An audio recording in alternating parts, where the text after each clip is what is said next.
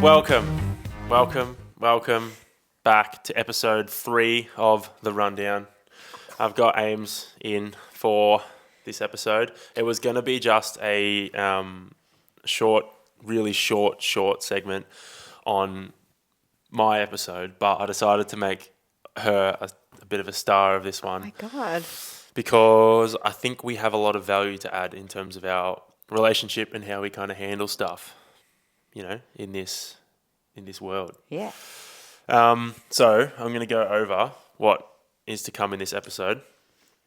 How's this feel for you, me being all professional and shit? You're not used to it, mate. Weird. I'm not worried about you. I'm worried about me. Oh, okay. Anyway, we're going to go a bit of an intro into, I guess, Amy. Not about me, because you guys know enough about me. For once. Well, brutal. Stop spinning. We're going to talk about Amy's run. We're going to talk about how we're navigating the difficulties of a relationship while pursuing our own goals. And we're going to talk about the importance of support and what support means to each other. And then there's a few other questions sprinkled in there throughout. So I think it's going to be a pretty interesting episode. Tune in. So let's kick off. Cool. Tell us about yourself, Ames.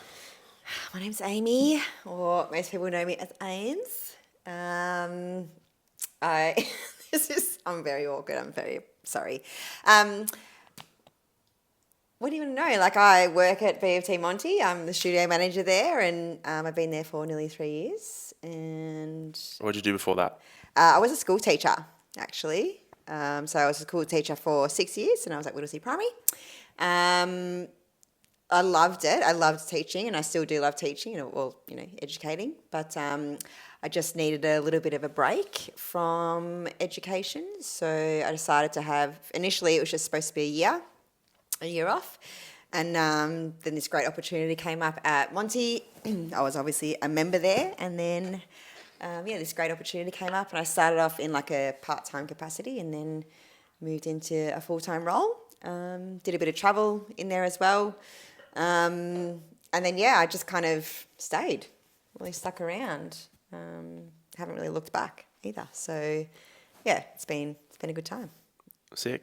And training. Yeah. How long have you been like into training? Probably 2 years intensely. Like seriously? Yeah, seriously. I've always, actually that's a lie. I grew up as a dancer, so that was really kind of the only training I did. Growing up, I did sport. I played a couple of sports. I did basketball. I was the cricket captain at school. Yeah, it's sick. I was a sports captain actually in year 12. So I was pretty sporty. At a music school? No. Sports captain at a music school, okay. No, anyway. My dad and my brother were quite big in the sports. They like sports, so I kind of, dabbled in a few things. But in terms of training, probably I've been training for like around the 7-8 year mark, but like the last 2 years has been where I've really like ramped it up, I guess. Yeah, I love that. It's my favourite statement because I feel like everyone who trains has really only just like ramped it up in the last 2 years. I feel like I could say the same about me. I've only really ramped it up in the last 2 years. Yeah. Like taking it seriously, Yeah. And like in terms of progression and stuff, like really focused on it. I've always just like floated around. Yeah, fluffed about, as you might say. Yeah. I still do sometimes. Anyway, moving on. So, you ran your first 10K run or race outside in the real world. Fun run. The Run for the Fireys in Edithvale on the weekend just gone. I did. How'd you go? What was it like? Give us... I had a great time. I wasn't expecting to have a great time. Just a bit of a backstory. I've never been a runner, ever. And it's only really since High Rocks came about that I started any form of running. And my first introduction to running was probably Starling Street, so not ideal for those of you, if you know, you know. Shit house. But yeah, so in terms of running, I've never done any type of running before. Then we started doing track sessions and, we had run clubs, so I started doing that. But it's something that I do not enjoy typically. And if you know me, you know that because I complain about it all the freaking time. So after I did a couple high roxes, I got, a little bit speedy and then, tried to work on my running in that kind of sense. But then after high rox in Melbourne last year, I kind of just wanted to have a bit of a break, but I also wanted to have something to work towards. Initially, my goal was to just run by myself because all the training that I've done in terms of running, I've always done it with other people and I rely heavily on them to carry me through the run. So initially, my goal was just to get better at running by myself because I wanted to be able to just go for a run. Like all you people, all you runners just like seem to just go for runs and I wanted to be like that too. So that was the initial goal. And then I thought to myself, in all of this running that I've done, I've never actually ran 10Ks straight. 5Ks, yep. Obviously, 8Ks and high rocks, but it's not straight Ks. And the most I'd ever done straight was 8Ks. So I kind of just wanted to set myself a little goal to do a 10K run. And then at the start of the year, I was kind of reflecting a little bit and I was trying to figure out ways that I could connect better with my family and my friends through, different ways. And then I jumped on the race calendar website, whatever it's called. I didn't realise you looked at a full run calendar. I didn't tell you this. No. Anyway, jumped on and just tried to find like a 10K fun run. And then one popped up. And it was in Edithvale, and my brother lives in Edithvale. So I had the thought, okay, well, maybe I can kind of combine the two and, connect with my brother a little bit more and then also complete my 10K run goal. So I sent him a message and surprisingly, he was all for it. He's only ever really ran 5Ks. He's not a runner either. But he kind of jumped straight on board. He was keen. So that's kind of how it all came about.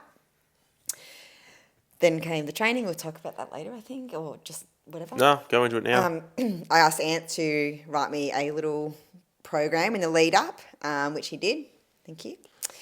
And I did it. You did a pretty good job. What was it too bad? It was rough. What did you learn from the training? You just got to do it, I think. You just got to do it. Like I complain a lot and there were many tears after several runs. It's also really hot. Okay. So like, yeah, it's been pretty hot lately. And I often have to run in the afternoon because we'll work in the morning, whatever it is. But like most of the time I'd have to run in the afternoon. And I found that really, really difficult. I just do not cope well in the heat. Yeah. I think it's difficult running in the heat full stop. Yep. So if you're just starting to run and you've got to run in the heat, it fucking sucks. Yeah, like dude. I found it really hard running in the heat and I've been running for like fucking 15 years. Yeah. And I think I had to remind myself of that as well a lot, you know, and I think I often get caught up in who I'm surrounded by, because I'm around it, and I see Strava and you see these people like doing these amazing things and like, I'm so happy for them, but then I would often find myself being like, oh, I can't, getting a bit down on myself. Yeah, lots of that. Yeah, lots of that happening. So then I would have to often pull myself back and be like, okay, let's just, remember that I'm not a runner and like I might have been training properly for 2 years but really like properly run training, I'm doing longer runs and stuff like that. I haven't done before. So I needed to kind of be a little bit kinder to myself and give myself some credit for what I was doing. So, like it was hard. There were times that were hard. There were some runs that were great. And then I'd come back and be like, yeah, it's happening. And then the next run would be shit. And I'd be like, oh, fuck, it's not happening. But yeah, so it was a little bit of a roller coaster. But then last week or before the race, I did that 10K on the treadmill, which I posted about. I don't know how the fuck you ran 10Ks on the treadmill. Yeah, it was rough. No, I've it was great. never run 10Ks on a treadmill. Yeah, that's because it was cooler for starters and I had Brooklyn Nine-Nine playing, so I was distracted the whole time. Yeah. Anyways, so I did that and I was pumped. I was like, shit, like that's it. I've done the 10Ks, but it wasn't quite what I was meaning. I wanted to do 10Ks in the wild. But it was nice to know that I had run that distance, I guess, even if it was on a treadmill. Technically, And it I was took you pumped. longer as well. So Yeah. technically, you ran for longer on the treadmill than you did True. IRL. Yeah, so that was pretty cool. Anyway, fast forward to the race on Sunday, and I had a great time. It was like I'm still a bit buzzy about it because it wasn't even about the run in the end. I had the best time with my brother, and like we don't see each other a whole lot anymore. He lives in Edithvale, it's obviously far away. He's got kids and life and all that kind of stuff. So it was actually just so nice to have this experience together. And we were talking on the run. Yeah, I was talking. So that's big for That's you. big for me because usually A conversational pace. yeah, which is exciting as well though because like if I don't talk, I might be able to try and do it a little bit quicker, which is also cool. But anyway, so the run itself was great. We went out, we paced it so well. Got to the turnaround point, had a little sip of water, and then just kept going. And it was just a nice cruisy run. The weather was beautiful. It was nice and clear. The track was flat, which is awesome. And then the last 2.5 Ks, Tim kind of was like, hey, if we get this done in the next 15 minutes, we're going to come in under an hour. And I was like, cool. So like, is that you telling me that you want to do that? And he was like, yeah, let's do it. So then we just kind of took off and gave it a little bit of a push for the last 2 Ks. And I crossed over the line first. Then Tim just came in behind me. I almost missed your finish because you guys were way quicker than you were supposed to. You were talking about a hour 10, mate. Yeah. Well, I didn't know. This is the thing. I'm not that's fair. experienced enough to like know that kind of stuff. Well, and I didn't know how I was going to feel on the day. But it was so good. It was just, and then like crossing the line, Tim's kids were there and his wife, and like they're all excited, and then had a little moment at the end, and it was a little bit emotional. But like that was what it was for me. It wasn't about the run really in the end. Like, yeah, I'm pumped that I did it, and I'm proud of myself for doing that run. But the real special part was doing it with my brother. You guys look like you had a heap of fun. Yeah, we did. The video was pretty cute. Yeah. Okay, so I've got one question. I'm going to come back to that one. We'll go some questions that people asked in the question box. Well, did you get any? There's a couple. Oh. You got more than me. I got fucking 0, mate. Who's the best boss you've ever had? I'm not going to say who this one's from. Not Dan. Cop that. No, Dan Murphy, obviously. Duh. Durfee. Durfee. Who's your number one hype gal? Training buddy? Not Liv. Is it Liv? Yeah. Yeah, of course it's Liv. Yeah. That's my girl. Yeah. You guys, something else. This one I'm a fan of. I actually rate this question heaps. This next one. What's it like being with such a fucking weapon? I didn't ask this one myself. Oh, you were talking shit. You did. No. What? I don't know. Maybe that question was for me. Yeah, let's say that. Yeah, what's it like being with such a weapon? It's hard to keep up sometimes. Yeah, that's right. Bitches. Especially with back squats, mate. I've got to show up. Otherwise, I'm going to lose. Yeah, Rubes and I got you on those. Fucking bullshit. How many did you get today? No, you got the same as me, didn't you? Yeah. Bullshit. Anyway, the one I didn't come back to before was what's next? You've done your 10Ks. I know, like, it's probably too soon to lock something in next, but, like, everyone's always... I just want to finish on a high. Well, I reckon we just retire. That's it. Let's retire on that note because it was a really fun experience. Hack it up. Move on to the next thing. Yeah. Maybe you can be a podcaster forever. Well, pretty good at it, I reckon. You've done well so far. No, I don't know. I don't know. I haven't really thought about it too much. I am kind of just still, a bit pumped that I did that. But I'd like to try and keep running, How many runs have you done this week? It's only Wednesday and none. True. I'm sore. Yeah, that's cool. No, I would like in some capacity to keep running. Maybe not necessarily towards anything right now, but I'd like to keep that momentum going, I guess. And then maybe Maddie Arnold said that she'd signed up for a 12K, so maybe I'll have to jump on with her. It's exciting. Yeah. I feel like you can get away with running once a week, like as a bit of maintenance. If you run at least once a week. It's on camera. So yeah, but it's got to be like a substantial. It can't be like 15 minutes. You got to run like 30, 40 minutes once a Okay. week. Okay. And you can get away with a bit of maintenance, and then you can dial it up from there. Cool, man. So maybe that's what we do for a little bit. You run once a week, and then when you figure out what you want to do, we can increase those Ks. Cool, man. Sounds good. Well, that's like the run stuff ticked off, I reckon. Anything else you want to add? I feel like I don't know Biggest why. takeaway. Let's go. Biggest takeaway from the whole running experience, event, all of that stuff. I think it was a confidence thing for me. And I think this is for me in a lot of my training is unfortunately, for whatever reason, I seem to have a bit of a lack of confidence in my ability. And then, I do stuff and I'm like, I could do it.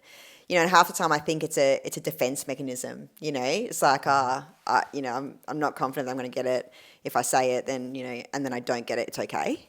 You almost seed Yeah. failure in there. So it's like, oh, that's what I thought was going to happen. Yeah. But deep down, you don't really want that to happen. Like, I know I can do it. Yeah.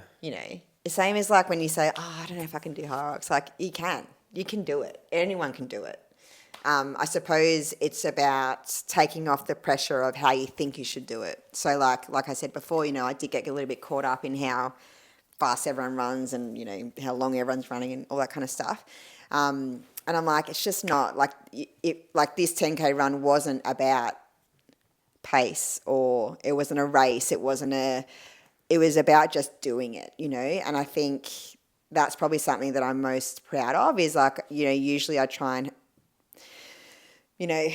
change myself or change what I'm doing to suit what other people are doing because I wanted to be like them or whatever, that whole comparison thing. But I think for me, it was a really big confidence boost, like I know I can do it. But I like always talk myself out of it or, I'm negative about, or I just don't think I can do it, but I know I can. And this time, it's that whole mind over matter thing. Yeah, and this time you did it. Yeah. I think there's merit to that, though, the expectation thing. Like if you look at the run itself, you went in thinking that it was going to be the 10K run that was the thing that you took away from it, but it wasn't. It was the run with your brother. So much more than that, yeah. Yeah, and totally. I think that approach into a lot of things, like Orna always says it all the time. She says, like in terms of like linking it back to me and my training and my goals and stuff at the moment, she says, like the path I'm on is the right path. It feels like the right path. It feels like everything's lining up the way it's supposed to line up. She's like, but don't have expectations for how it's going to work out. She's like, it is going to work out, but don't expect it to work out the way you might want it to work out. You just got to trust the process. You've just got to, you've got to trust that it's going to sort itself out. It just may not look like you want it to. Yes. Yeah, totally. Yeah. Yeah. Life's just so unpredictable as well, right? So like, yeah, if you got to take each day as it comes, and if you want it to be perfect, you're almost setting yourself up for failure. Yeah, absolutely. And disappointment all the time. It's okay to have a plan, like have an idea or a plan of some sort. Sometimes it might not go to plan, so you got to be adaptable. Yeah, that's a good word, adaptable.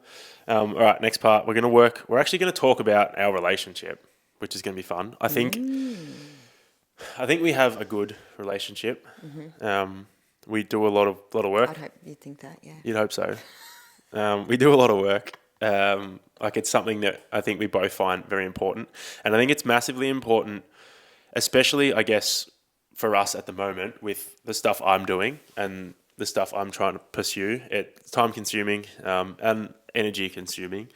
And it does put strain on the relationship. And I think if not managed correctly, it could be detrimental. Like that stuff, I think a lot of people fall victim to that if they don't manage that side of things properly. And I think we're doing a pretty good job.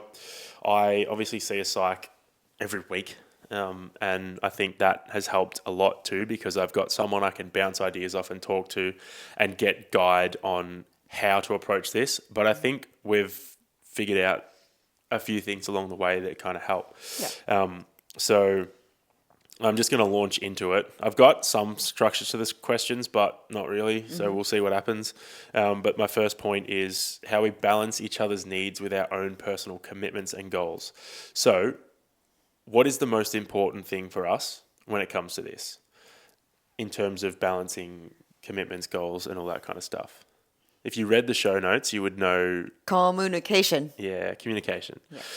Communication and being open about things. Like sometimes you don't want to share shit. I don't want to share Dude. shit with you. Sometimes it fucking sucks. Yeah. Like if I feel a certain way and I'm like, oh, I don't actually want to tell her this, but I'm gonna have to because that's the deal, right? The deal we have with each other is we're gonna be fucking open, even if it's uncomfortable, because that's how you build a strong relationship that can last through tough times. Yeah, and I think it's about knowing each other's triggers, or just, for me, I like my biggest thing is my overthinking. I overthink, a lot of people do, and it gets me sometimes, and so I think particularly in the beginning, when it was early days, it was kind of like that communication was so necessary, because for me, I would immediately, if something, I don't even know, I can't even think of an example, but like if something happened, I would immediately create a story in my head and then like just spiral, And I'm sitting over here just like, da da da da da da. So no idea. I want to make chips for dinner.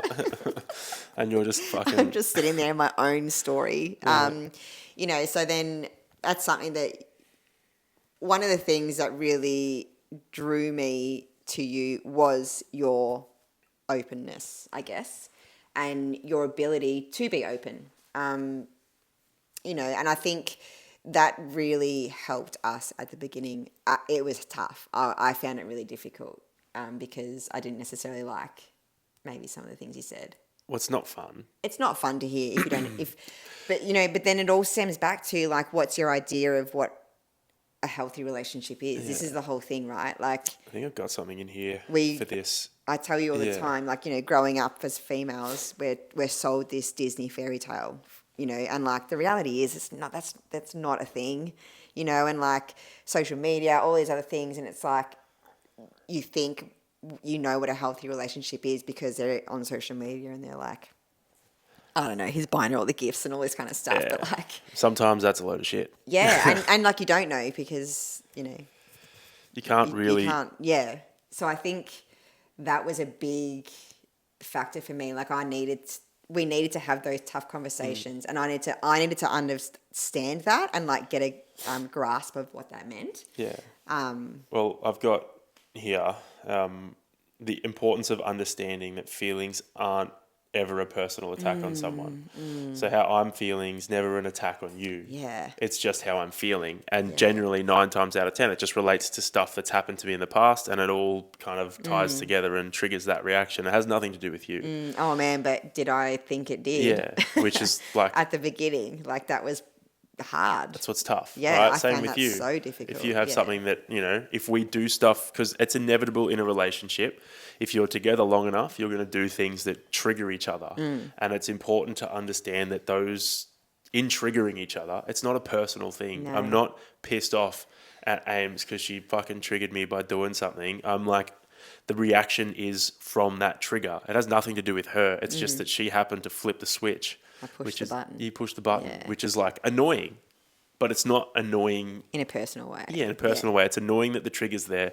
So like whenever stuff like that happens, it's always an opportunity to take note of what happened and then try and figure out what the actual trigger might be and trace that back. And I always try and package it, and I'm grateful I get to see my psych every week so I can package it, take it to her and be like, look, this triggered me. Let's work on this and try and clear that out. Yeah. But it's shit. Like, it's shit. It is a shit funny, feeling. Because, because I see a psych too, obviously, but like not as often as Anthony, but I do see one. And I've gone to her, and spoken to her a lot about things. And, that whole saying, like in the past, you've been unlucky in love or whatever. And then, sometimes you go, oh, I must be the problem. I'm the problem. And everyone's like, no, it's not you. Like, you're not the problem. And it's like, but it is me, but not in the way that everyone thinks. That's a huge point. That's a great point. Yeah, right? Yeah, 100%. Yeah. Like, I am the problem, but it's not in a bad way, I guess. Like, that relationship that didn't work out, probably didn't work out because I didn't align with them. And I think it's... But I'm not a problem. No, and you didn't, like... I think sometimes it's you don't stand up for yourself and you kind of fall victim to patterns in... Yes. Yeah, so totally. you're like... My needs went... Nah. Yeah, so I think it's not... I've lost my brain thought. You keep going. Sorry, but yeah, I think I just unlocked something big. I want to dive a bit deeper into it. Not right now, but maybe another time. But just that whole like I'm the problem and how everyone's like, no, it's not you, and like, but we are the problem, but not in the negative sense. Like the problem is we haven't dealt with past shit, so then we're reacting to this person because of past stuff. But so that is our problem. Yeah. So I am the problem, but Yeah. it's not a negative thing. Oh, man, I've gone on a bit of a tangent here. No, but Sorry. you've unlocked some shit. But that like ties into, I guess, a lot of the stuff I've kind of gone through and dealt with. Like when the shit hit the fan with like my family a few years ago, it was the first thing came back was like, you allowed all of that to happen. So it's on you, right? Same as a relationship. If a relationship goes to shit because, you know, you're getting manipulated and used and all of that kind of stuff. I guess there's a line to it. Yeah, like there is a line. Always. But like generally, you kind of allow that stuff to happen. There are early warning signs of it kind of building, and then the person figures out that they can do this, they can get away with that, and they keep going and going and going, and you are there every step of the way. So, and then you begin to resent them. Yeah. Because you haven't you haven't expressed what your needs are or what you need from the relationship. It's a good, what's it called? Transition? Oh, is it? Yeah. Oh, cool. Yeah, it works out well. Because I guess a talking point of that is how do we handle that, right? How do we handle not really wanting to do stuff that our partner wants to do sometimes? I don't handle it very well at the moment. Well, I'm better. You're getting better. You just got to speak up. I do a great job of it. If I don't want to do something, I've made a deal with myself in relation to everything, really, not just relationships, the whole lot, work, everything. I reckon I've mentioned it on here before. That if I didn't want to do something, not that I wouldn't do it, but I would be aware of the reasons I was doing it. So if Ames ever wants me to do something that I don't necessarily want to do, I tell her that I don't want to do it. And I tell her that I will do it if she really, really wants me to do it, but I make her fully aware that I don't want to do it. It's annoying but sounds so, like, this is the thing. Like, why it's unconventional. It sounds unconventional and it almost sounds toxic, but it's not. Like, I get it. I get that. Like with your run. Yeah. If I was fucked and I was really tired and you were like, can you come? I would have been like, nah, I don't really want to. Unless you really, really want me to come, I will. But otherwise, I'm a fucking stay in bed. And that sounds shit, right? It sounds so shit. See, even now I'm getting reactive. I was there. It's okay. But like, the point of that, it's hard to hear, is you stop the resentment. Because if you continually make yourself do things because you think you have to for your partner, you get further and further down the track and you're like, I'm fucking sick of doing these things for you. I can't be bothered anymore. This is ridiculous. Like, I guess an example, this isn't if, for example, I didn't like making dinner, like I generally cook most nights for us. If I didn't like making dinner and I did that, that could be something that boils up and comes back in like 2-3 years' time. And I pull it out and I'm like, I'm fucking sick of making dinner and all of this shit. Like, that stuff builds up. And if you're not on top of it and you're not open, again, it comes back to being open and honest about these things. As hard as it might be sometimes, you have to have the hard conversation. Necessary, because otherwise you get build up and then you fucking resent each other. And then what kind of relationship are you in if you resent the person you're supposed to love? It's trash. Absolutely trash. Yeah. Yeah, like I think to hear from the outside, like I didn't quite get it at the start. I was like, no, just do it. You should just do it. You should just do it, you know. But like, that's because I'm a massive people pleaser, and that's something that I'm trying to work on. You know, like I do things all the time to try and make sure everyone's happy, and then who's not happy, it ends up being me. Like I'm the one burn the fuck out. Yeah, and I'm exhausted. You know, so like not even in a relationship sense, just in a life sense, right? Like if you constantly do things because you feel like you have to, or you feel like it's the right thing to do, and you're rejecting your own needs for everyone else's, man, like that's just exhausting. And then you end up resenting those people. Yeah, it's kind of shit if you look at it. Like, if you look at yourself as a person and you're constantly doing things that other people want to do at the expense of you doing what you want to do, then what kind of life is that too? Like, it's a bit shit. Like, if you're constantly busying yourself doing all of these things for everyone else around you, and then you get to the point where you kind of want to do something for yourself, but you're too tired because you've spent all your energy doing shit for everyone else. That's kind of, that's shit, dude. Yeah, and obviously there's times where, you might not have to do something, but But that's communication too. yeah, that is just Like, comes if down you, to, I really want you to be here, or I want you to do this, or it's really important to me. Yeah. Like that's when we discuss it and we. Yep. Yeah. If there's an occasion like that that's really, really important, you say that. And like, I mean, as long as you don't pull that card out every single time something pops up, like, it works. Because if something's really important and you're in a relationship, look, sometimes you have to obviously make sacrifices and make things work. And I think it's important understanding that and have that. The more open you are, I guess the more opportunities there are for those conversations to happen, which just helps a lot.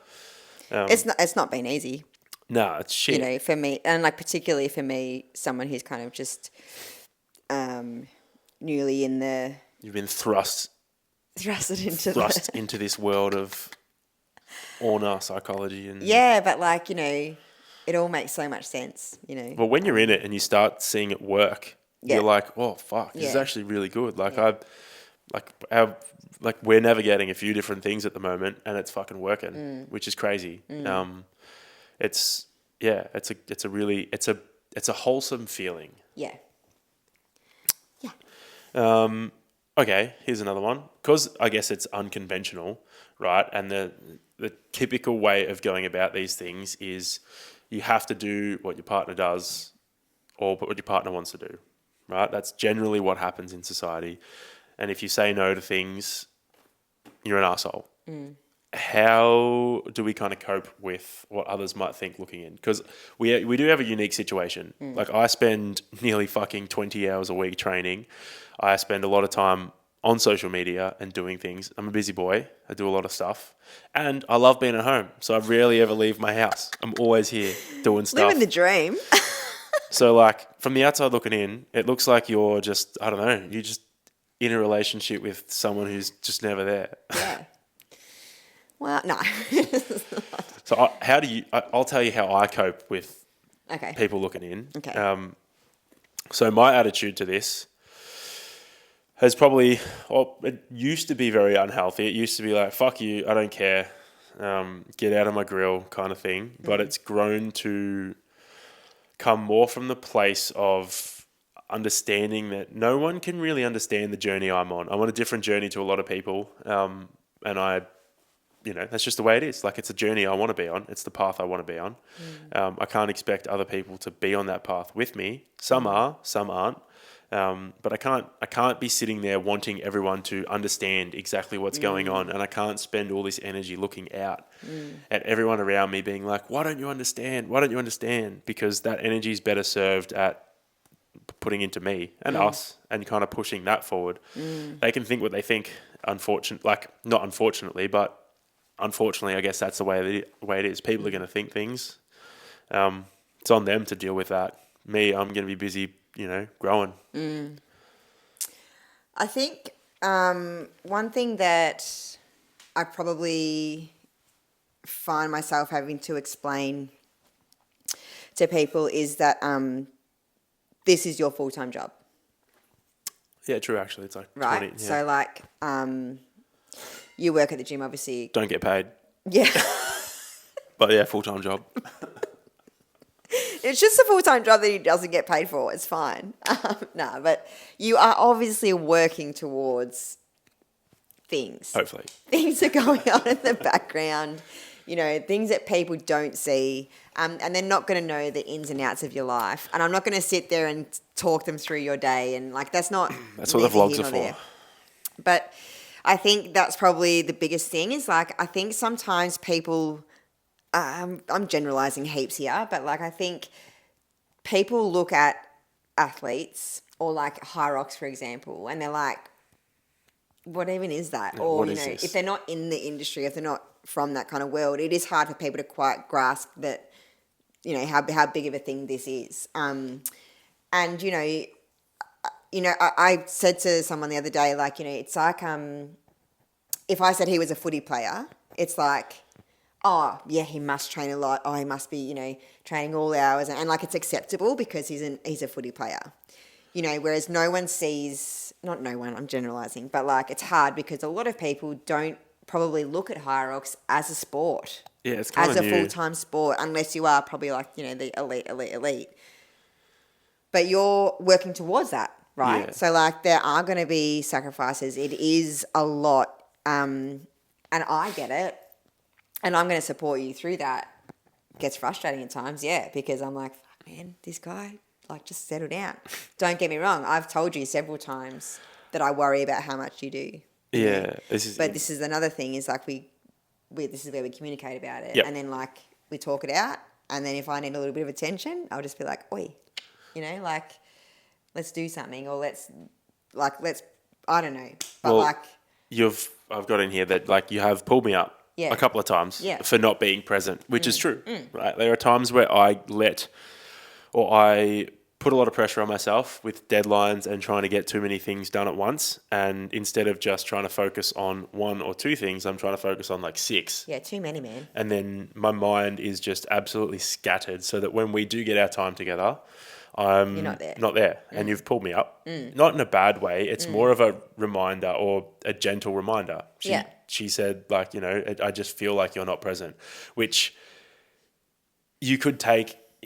It's hard because you could say that sounds really shit, right? Because I am there. But me being in the position I am in and doing the work I've done, I listen to that and I'm like, you know what? You're right. You're spot on. I'm not present. My mind's scattered.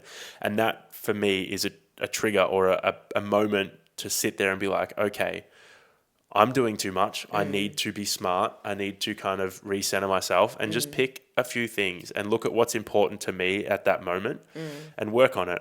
And it ties into a lot of the big theme of, I guess, me and my training and everything lately has just really trying to be present in the training and present in everything else around that. So like when I'm with you, I'm trying to be with you. When I'm fucking making dinner, I'm trying to make dinner. When I'm doing podcast shit, I'm doing podcast shit. Yeah. When I'm training, I'm training. And that way, everything else doesn't really fucking matter because it doesn't. Yeah. That's in the future or it's in the past. It's not what's going on right now. Yeah. But it's hard. It's hard to learn how to be present, like, for everyone. Like, in this, even just the world that we all live in, it is hard to be present. I find myself... It's impossible, nearly. But it's a hard skill, really. But, like, yeah, so I suppose in terms of how I cope with it, I don't want to say cope because it's not something that I should cope with, I guess. It's more so like, if I'm concerned, I will tell you, and then we'll talk about it. And then you, as an adult, as a grown male adult, will make the decision. And then if you make the wrong decision, that's on you. My fault, right? yeah. So, like, when, if you fall sick, for example. Fall sick. What are we in the fucking 1800s, mate? If you fall ill. He's fallen ill. Father has fallen ill. No, but like if you're doing too much, you're feeling run down, and then I say to you, Anthony, you're doing too much, and you're like, whatever, Yeah. and then you keep going, and then you get sick. Then I got to eat cake, don't I? Yeah. Do you know what I mean? Like, and that's not for me to be like, told you so, told you so. It's more so like, okay, I've expressed my concern. You've told me it's fine. It's not fine, but now you're having to deal with the consequence of it. That is... And it's not about me being proud about... No, it's not like about I told it in you. either. Yeah. No way. It's simply I've expressed a concern, but you're your own person and you're an adult. Yeah. You will make your own decision. I'm not going to force you to stop. You're just going to learn for yourself. Yeah, and then you do every time. Like, if something happened, cool. All right. Well, might listen to Amy next time. Yeah. No, legit. Well, that ties into the next thing, which was support in our relationship, right? And I feel like that is, in essence, support, true support. Like, I think the stereotype or stereotypical version of support is like, stop doing things, because you're going to burn yourself out, and then making the I'm looking person out for stop. you. I'm looking out for Yeah. you. You have to stop, and Yeah. then forcing them to do it. It's not really the case. Like true support is. I mean, like if it got to an extreme, maybe. Or if I was going to fucking, like let's do just, it's. Yeah, maybe. I still care about you. Like I want to stop you from really hurting yourself, but like like generally speaking. yeah. Yeah, the true meaning of support is being there. Yeah. Right? Letting me go and do what I'm going to do. If you have something to say, you can say it, and I will either listen to it or I won't. Yeah. But then if I go out and do it, and I'm going to use Melbourne High Rocks as a prime example. I wanted under 60 minutes, and I didn't even fucking come close. That was shit. I trained my heart out, got there, realised my approach to the training probably wasn't the way it should have been. But in doing that, you supported me every step of the way with that goal. Every step of the way. You were like, well, you've got who this. am I to say that you're not going to achieve that? It's kind of shit if you say that. So that's what it's about, do you right? know what I mean? Like, I looked at that goal, right? And I was like, whether I thought you were going to get it or not, it's irrelevant. Yeah. I can think that in my head. I can be like, he's not going to get it or he's going to get it. But how is me actually telling you supportive? I don't understand that. Doesn't change. How is me saying, I don't know, I just don't get that. It's like, we've all got an inner child, right? Yeah. Like, would you ever tell a child that they're not going to achieve their goal or That's their a dream? really good way of putting it. Imagine Like, that. Yeah, imagine going to a child who wants to from be a teacher's, maybe thinking from a teacher's perspective, but I would never once, if some kid told me that he was going to be an astronaut, I'd be like, hell yeah, dude. chase that. Who am I to say, no, you're never going to be an astronaut? Yeah, that's actually a really good way to put it. So we're all in it, like we all have an inner child. So like 100%. you've got to treat yourself like it. Like Yeah. I'm not going to turn around to you and say, oh, come on, Anthony, let's be realistic. Nah, chase that dream, boy. Yeah. And if you don't get it, again, you will then deal with that. Correct. Which I did. I'm not dealing with it. Like, That's not your problem. I'm... Which we did. And you, it's not a matter of turning around being like, told ya afterwards. It's a matter of being like, all right, how do you feel? Yeah. What happened? What do you think happened? What could you have done better? And being there to offer support and help me process afterwards. And I think that applies to a lot of things. Like support is having their back, but not making them do things a certain way because they're going to do things, I guess, how they want to do it. It's like a fucking child. Everything can be related back to kids. Absolutely. Like ideally, you want your kids to go and explore and do shit, right? And then just be there for them. If they get hurt, they come back, you help them. If they're really going to put themselves in danger, maybe It's how you step build in. resilience and character. Like it's, Hey, Anthony, What? I'm going to do solo in Melbourne and I'm going to run a sub 60. I think you should have a crack. See? Support. I'm there for it. Do you want me to write a program? We'll start today. We're actually already on the program. Here we are. Yeah, no, it's just a little funny joke. Nothing's impossible. I know. Hey, can we scrap that? Can we edit that out? I don't want anyone knowing.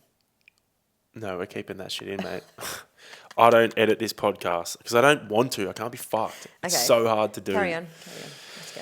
What's next? Okay, so I've touched on, let's go, what does support mean to you? I feel like we touched on that. Yeah, we touched on that. We'll move on.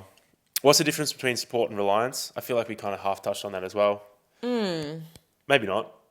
I'll kick that off. Yeah, go. So my understanding of the difference between support and reliance is if I need Amy to be there and tell me things all the time before I do things, I think that's reliance. Like I am going to chase my goals. The way I look at things is I'm going to chase my goals regardless of whether you support me or not. Like if you're there, it's really nice. And I would hope you are there as my girlfriend. That'd be really, really good and probably healthy. But if you're not there, it's not going to stop me. I'm going to fucking go. Yeah. I think that's, I guess that's support, right? Reliance would be needing your approval and needing your validation to go and do these things. Yeah, okay. So like if it boils down, as bad as this sounds, I don't fucking care what you think. I'm going to go and do it. absolute fucking savage. No. I get it. But no, I think, okay, so that's in terms of you, right? And then like, obviously we're like, I mean, I'm not on the same, high rocks journey and stuff as you. I've got my own goals going on, but mine are more so like, probably more like personal mental health type of goals, right? Like I've, you know, if in doing all this work and I'm, you know, uncovering things and I've still got a long way to go. But I suppose one of the things that I understood, or not understood, but like one of the things that I needed to work on is I needed to be not so reliant on other people validating me, right? And like that comes from learning how to love yourself and all that kind of stuff. And it turns out I don't really have a whole lot of that. Not many people do, I think. Unfortunately, It's just one of those things that... I think that's one of the things I had to work on a lot early days. You know, so like... But I think I've been a lot better than that. Like I used to... Like if you didn't write back to my message, oh my God. Flip out. Flip the fuck out. Like I was, you know. So I forgot and that's, today I didn't reply to you at all. we'll talk about that later. But no. Yeah, so, you know, like it is about learning how to support yourself and rely on yourself to get what you need done, not other people as well. Yeah, you're coming out with the big ones. I am. What the fuck, mate? I'm really good at this. Maybe I should do this more often. Maybe you should. Maybe it should if be people called like the it, rundown with aims. Stop spinning around, mate. If people like it, maybe you will. Maybe you'll come on more often. Okay. If people don't like it, then imagine that. They like can the get around this podcast. more than me. That'd be hilarious, You actually. spill and Do it. I'd just produce your podcast then. Okay. Um, Carry on. How do we handle when the other's feeling off or discouraged? I feel like you've had to deal with me a lot lately. It's been great. How do you handle it? Not well. Nah, Oh, you can say not well. Like you're allowed to. It's hard. It is really hard. It's a bit shit. I consider myself a bit of an empath and often take on other people's emotions. So how I refer to this is, that's not really empathy. Empath is kind of a load of shit. Unfortunately, my belief anyway, I think it's my trigger. It's a me problem.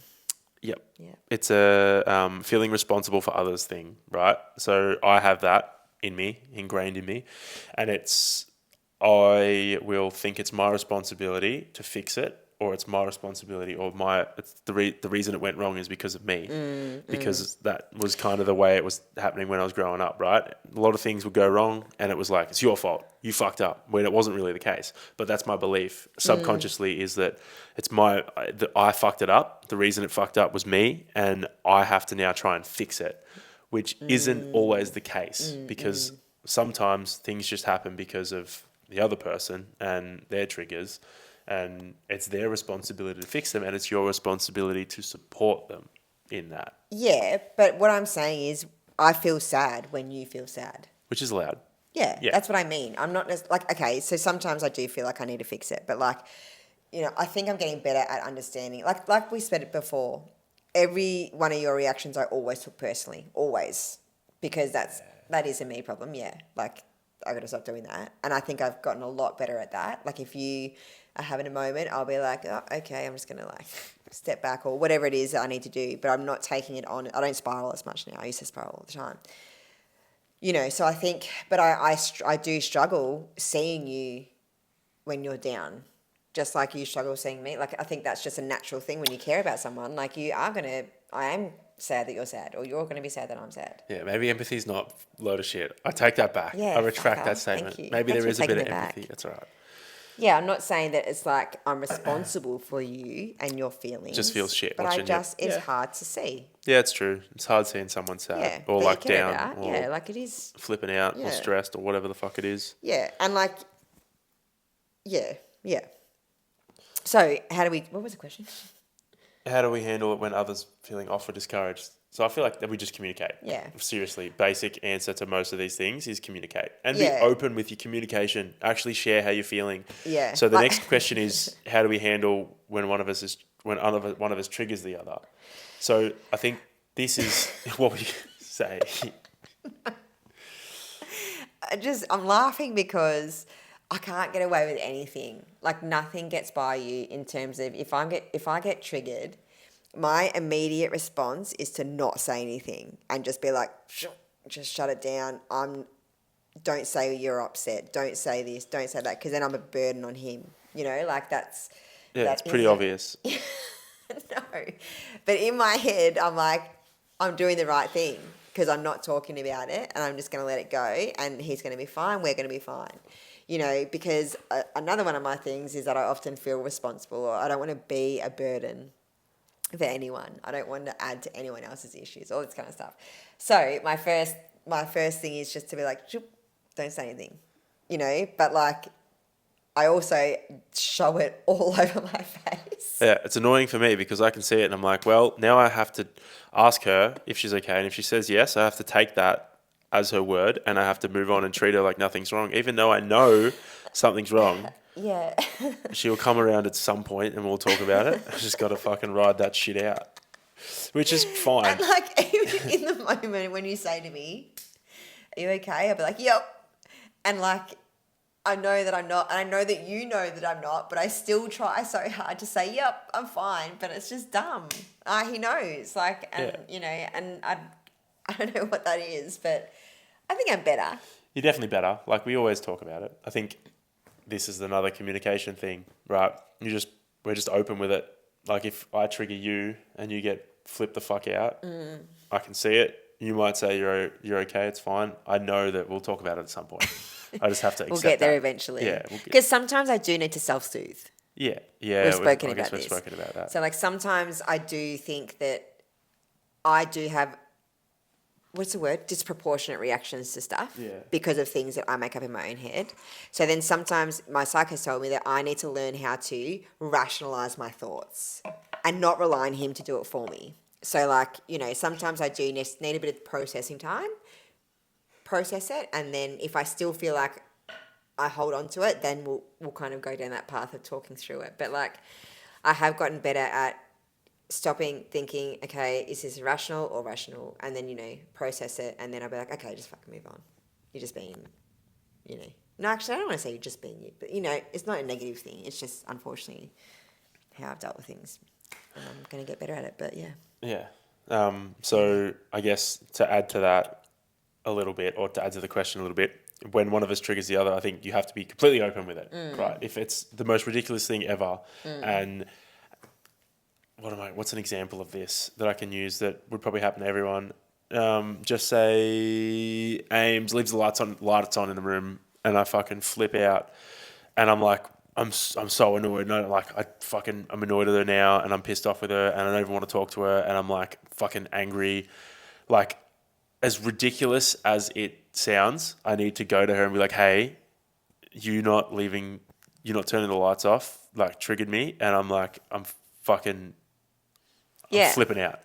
If I don't know where it's coming from, I can say I don't really know where it's coming from. I think it's some stuff that may have happened last week or whatever, and now my bucket's overflowing and the lights were the last straw. It has nothing to do with you, but this is how I'm feeling now. It's nothing, like, emphasize it has nothing to do with the other person. Or even if it does have to do with the other person, you need to talk about it, because otherwise, again, that resentment shit comes bubbling up, and then you have a few of those triggers, and then you don't communicate, and then you fucking walk on eggshells, and then, you know... Yeah. It just fucking like... You shouldn't ever have to walk on eggshells with your partner. No. I mean, like, you might have to in the start when you're navigating all this stuff. Yeah, when you're trying to figure it out. But like... If you are, then, you know, maybe start trying to sort that out. Well, you can't say that to me. Oh. Like, I don't know. no, but what I'm saying is that, like... Talk more. You will... Yeah, okay, let's just say that, because it's true. That's literally the crux of it, isn't it? Yeah. Communication. All right, let's try and fly through these next 3 questions. Because I need to stand up and move. Yeah. So, sacrifices / real talk. I don't really know why I labelled it that. It's not really at all relevant. But how do we reset when we fall out of sync? Like this. Yeah, we look at each other for a couple of minutes and stare in each other's eyes and actually be present, which I'm not doing right now because I'm talking to keep the podcast rolling. Just with the camera. Yeah. So we do that. It's a drill that Orna gave me, and it works. If you're struggling time-wise because you're both super busy, just spend 2 minutes with each other and actually be there and look at each other in the eyes. Look through the eyes into the soul. Yeah. And, like, making time. Well, the next question was, do we schedule time together? Yeah. And, like, when we're fucking busy, we make sure that whether it's sitting down to watch a TV show at night or Yes. So we're together a lot, but we're not together a lot, you know? Big difference. So, like, we might spend a lot of time together, like we're here, today, but we'll both be doing our job. Like, he'll be off doing his thing, I'll be doing my thing. And then sometimes it's very easy to just keep doing that for the whole day. And then you're like, oh, fuck, I actually haven't really checked in properly. So I think it's about also making sure that the time you are spending together, you have a very clear definition of, like, what is you time and then what is, like, just general work time or general time. But, like, you do have to have those you times. Yep. One of the tools Orna gave me early on for our relationship was create a clear distinction between work and relationship, because there is a different, like, when we're working together or training together, that's not relationship time. Yeah. That's like you're together, you're hanging out, but you're like fucking mates. Yeah. Yes. It's not a relationship. True. Like, it's not. That's just general time. Like, that's time with your friends or whoever. So true. It's not quality time. Not I'm QT. a big on quality time. Yeah. Yeah. So working out together is not quality time. No, Thanks. damn, that's 18 hours a week gone. And then the last one was, have we had to make sacrifices for each other's goals? I have not yet, but I'm prepared to. You sure? Yeah. Sure about that? You sure about that? Yeah, I know you would, Duffs. Wait, what? What was the question? Crickets. Have you had to make sacrifices for each other's goals? Have you had to make big sacrifices? No, probably not yet. You're about to. Oh, not really. Well, I don't know that. Unless you, Hang on, you have to make sacrifices for your goals. for my goals. Yeah. Oh no, for your goals. I mean. No. No. Have you made sacrifices for my goals?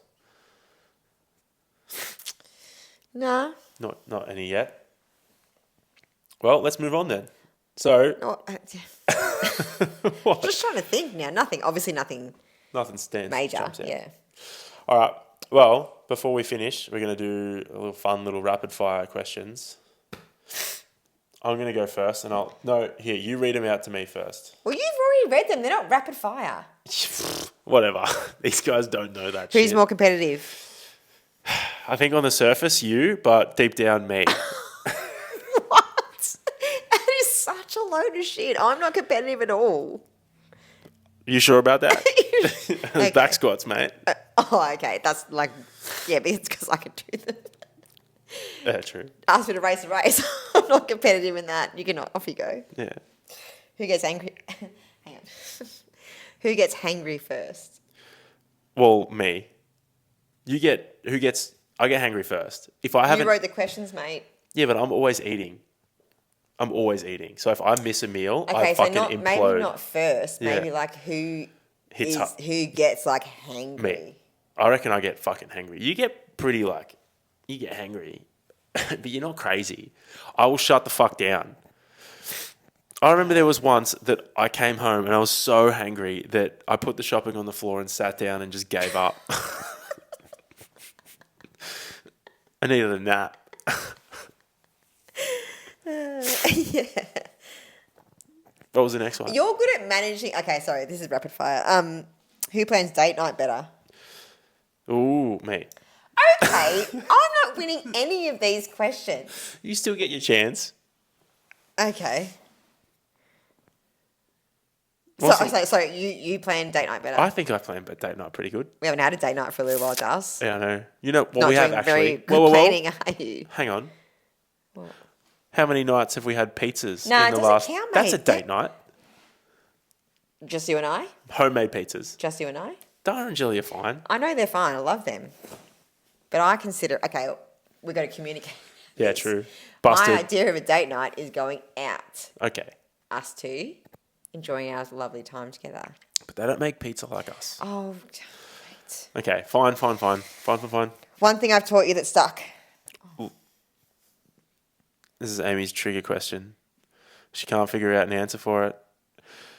Mine's loaded potatoes. I had never had loaded potatoes, and then Ames told me about them and showed me the craft of loaded potatoes, and I fucking have them like once or twice a week.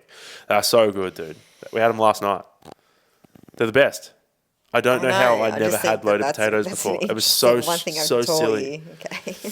What? It was the first thing that jumped to mind. Okay, No, like I feel like that I'm triggered by this question. I am. I really am. stop stalling. Okay, who's more competitive? You. Oh, okay. Well, I thought you were going to make an argument for that. So, do you get hangry first?